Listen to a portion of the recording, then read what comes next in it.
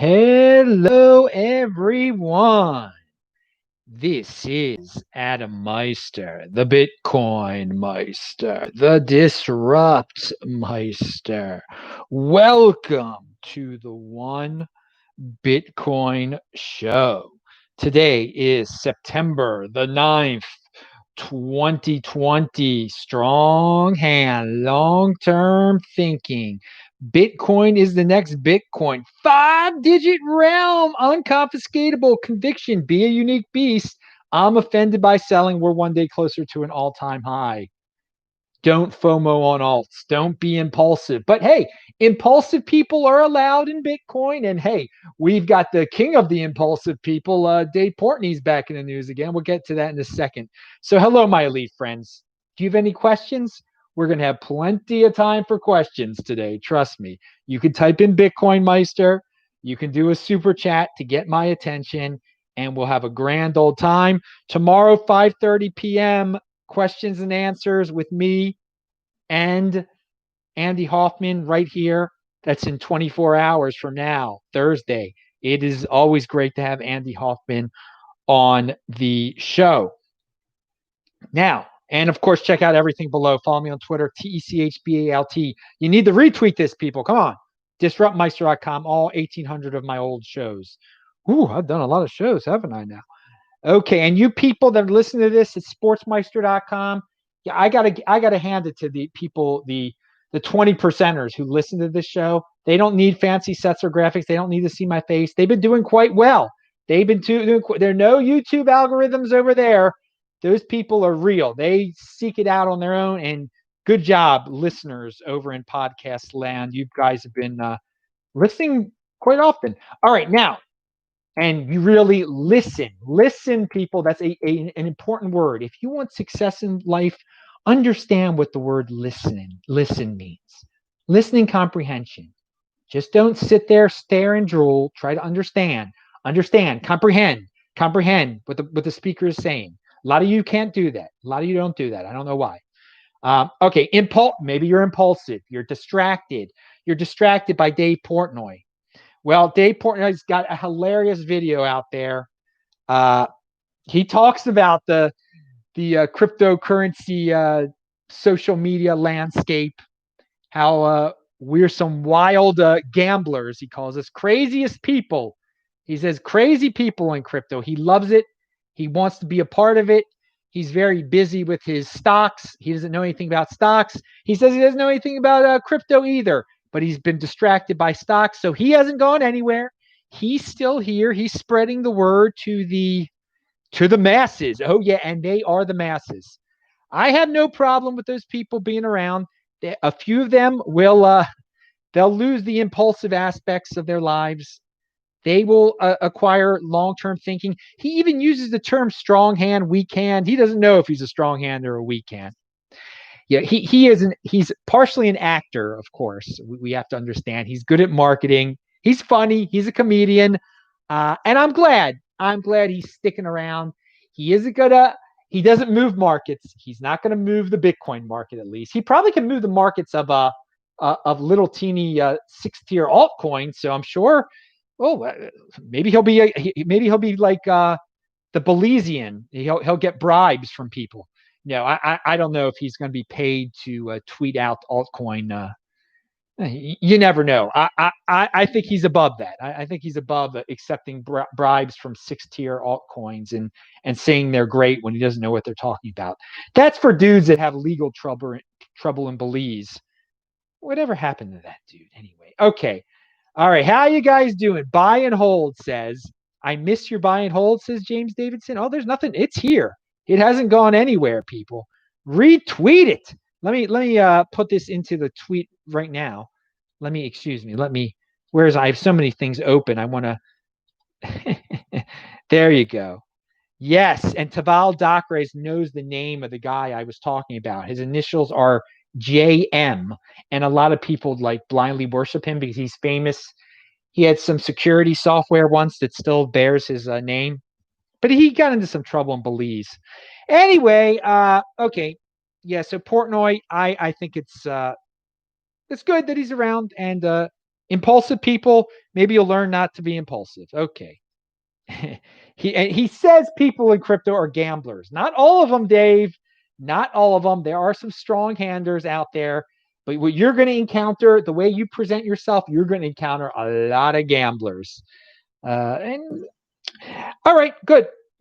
Bring it on. Bring more attention. I think since he's such a great marketer, he'll bring attention to Bitcoin. And I think that's good. It's positive. So, hey, but there is no marketing team here. We don't have a centralized marketing team that's funded by some Bitcoin miners fee or something like that, like some altcoins do, and they're welcome to experiment with that. But let's talk about centralization here. Let's pound that like button first of all.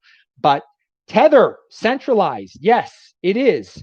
The great Chris Bleck has a tweet out there. I will read it. Centralization rearing its ugly head. Remember, if Tether can recover your lost Tether, they can also freeze it or slash your balance. So a lot of people are going to like this, that, hey, apparently Tether can get your lost Tether back. Here, this is what the guy said. Please open a ticket to Tether support services. God, Bitcoin does not have support services. If it's Tether on ERC20 stuck in an address, we should be able to recover it. But in order to be sure, please contact our customer support and we'll try our best. Whew, wow. It just, and hey, Tether, a company with a coin, they can recover your funds, but that also means they can take away your funds, turn you off at any second. This, you should really understand what centralization is by just that example alone, and why it's a positive that with Bitcoin, what's sent, you can't get it back. That's it. Personal responsibility is the new counterculture. That's what Bitcoin is about. Because just like you can't get back what you sent, they can't take it away from you either. There's no Bitcoin administrator or Bitcoin help center or customer service that can reverse it. Irreversible, baby. I like irreversible. It's for grown-ups. But we're living in an era where people are becoming like little infants again. Oh, we see it every day. The screaming, the crying, the victimhood. No victims here. Grown-ups. Just like the Wild Wild West, baby. When men were men. It is the Wild Wild. It's the digital Wild Wild West, baby. This is where the big boys play. Okay. Is anyone asking any questions? I don't know. I'm going to check in a second. So twice now, I've had the great Eugene from Belarus on this show, okay? Because I bring you the best freaking guest in the space. Now, I had him on because his country had a unique response to the virus. And guess what? It worked. Now, the reason they had the unique response is because they have a dictator and he didn't want the economy to go down the drain. There were reasons. Who knows what he was really thinking? But they have a dictator, longest dictator, current dictator in Europe, and they just had an election, and he really didn't win apparently. But Eugene warned us of all this. Okay, Eugene told us he speaks out against the government, and something he's pretty happy about, I believe, because he did send me a message over LinkedIn. No one else do that. But please follow me on Twitter. It's easier. Techbalt, TECHBALT. Now, there's a group called Bysol, BYSOL. All right. And they're basically funding a revolution with Bitcoin in Belarus. All right. So, to the best of my knowledge, Eugene is the most famous Belarusian Bitcoin holder, but he's getting eclipsed here by this project, and it's funded by some wealthy people that have something to do with Belarus, and others. You can donate to it. I linked to the addresses below that an Ethereum address and a Bitcoin address where people have sent funds. Over 9 Bitcoin have been sent to this Bitcoin address and 2.5 Ethereum. It just shows you. They want the Bitcoin. It's the Bitcoin that's that's out there. Bitcoin is the next Bitcoin. Ethereum is not money in the same way that Bitcoin is. But okay, going off that little subtopic there, freedom.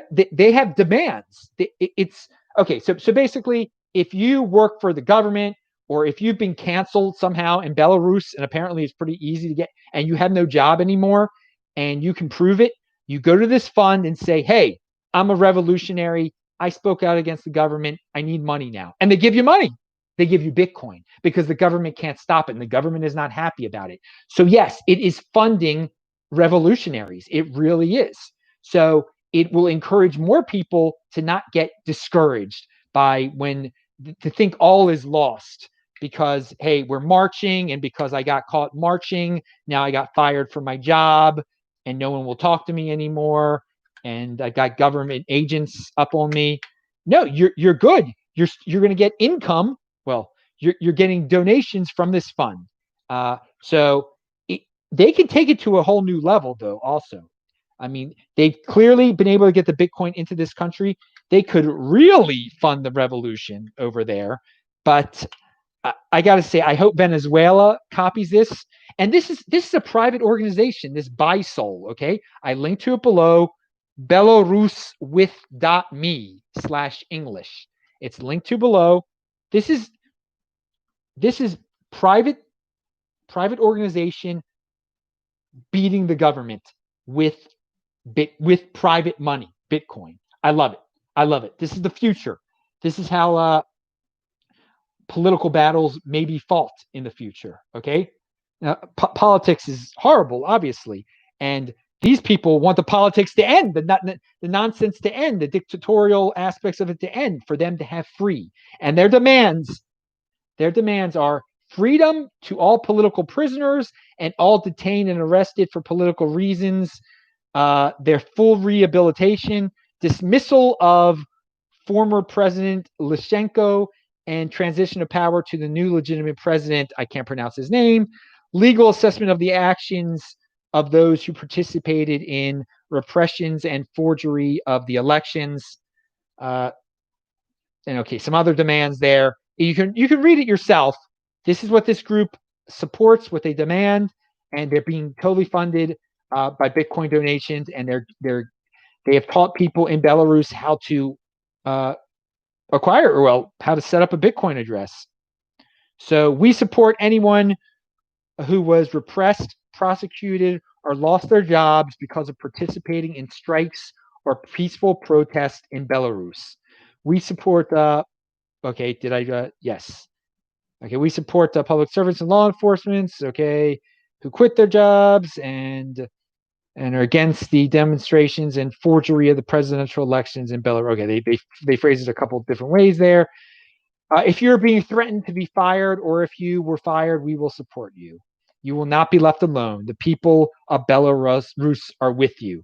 All right, good job, dudes, funding this. This is a new era. It's a great use case of Bitcoin. It is a great use case of Bitcoin.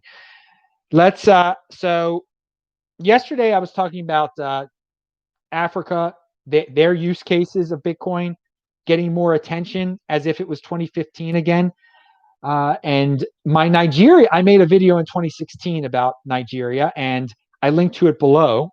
Someone discovered it on their own because they read about the Reuters article, and they just stumbled upon my video. So good for that person, not being an algorithm slave. But since we had Africa and Bitcoin in the news yesterday, it's interesting that today Barry Silbert, his group, digital currency group, announces that it's acquiring Luno. Now, Luno is an exchange throughout the world. In Europe, it's a lot of it. It's in Nigeria, in South Africa. So it plays a role in the developing world's Bitcoin ecosystem. And Barry Silbert, he helped fund it originally, as I said, but now he's bought it. And I think it's a good sign that interest in the developing world aspects of Bitcoin are picking up again, and the developing world aspects of cryptocurrency. It's more than just a buzzword or a buzz phrase when you say Africa and cryptocurrency and Bitcoin when Luno is obviously out there and Luno has been acquired. So Digital Currency Group, which backs more than 160 companies in the crypto space and invests directly into Bitcoin and other digital assets, has bought Luno. Headquartered in London, Luno operates across Africa, Southeast Asia, and Europe. All right, so that's news. The developing, so we a little bit outside the United States today. We're talking about different use cases of Bitcoin, whether it be exchanges in the developing world so they can get rid of their freakishly horrible fiat, or funding a revolution to take out a dictator in Eastern Europe. What's next? Well, hopefully, what's next is somebody in the Venezuelan ecosystem does something like these dudes are doing with Belarus. Buy Sol, buy Sol. You use that hashtag. I use that hashtag for this the tweet that promoted this show. All right, let me see if there are questions before we get to anything else here. What else do we have? All right. Yeah, all right. Taval says, I find it hard to believe that Portnoy didn't know about crypto before the Winklevoss segment. I think he knew about it beforehand. All these guys play dumb in the media to deter others for as long as possible. Oh, well, maybe what you mean is you can't believe that he hadn't purchased any crypto before the Winklevi. Now, I can believe that. I can believe that. I think he knew about it, but he just didn't have time to really look into it and gamble on it yet. Now, he's definitely bought it and sold it and bought it and sold it since then. So I believe he knew about it beforehand. I seriously doubt, though. I mean, that he did. I if he says he didn't buy it, I tend to believe that he had not bought any Bitcoin or any cryptocurrency before Winklevi, any substantial amount at least, before he got the Winklevi. And I think I think it says something about the community, the Bitcoin community, that he really has noticed them getting up in his face on social media.